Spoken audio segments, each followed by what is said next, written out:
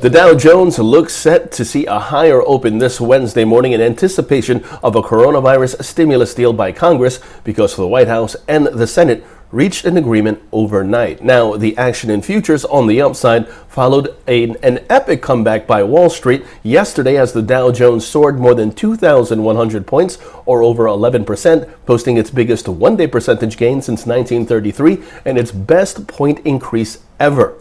Now, White House and Senate leaders agreed to a massive $2 trillion coronavirus stimulus bill in the middle of the night, and Republican Senate Majority Leader Mitch McConnell said around 1:35 in the morning from the floor of the Senate, "At last we have a deal, and in effect, this is a wartime level of investment into our nation."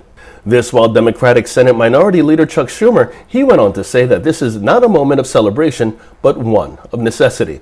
Meanwhile, in the Forex market, we first take a look at the Euro-US dollar pair that sees the upside prevail. The British pound US dollar pair that sees further upside, while the dollar yen supported by a rising trend line, and that's in focus. The pair supported by a rising trend line and by its rising moving averages. Long positions above 110.75 are favored with targets at 110.70 and 112 in extension. Meanwhile, the Bitcoin dollar sees its next up target at 72.39 with a pivot point at 64.81, while gold sees a break of a short-term rising trendline support. Focus is on gold as it has broken below a rising trendline and remains under pressure. Short positions below 16.21 are favored with targets at 15.86 and 15.66 in extension. This while silver that continues to see a bullish bias above 14.04 a troy ounce.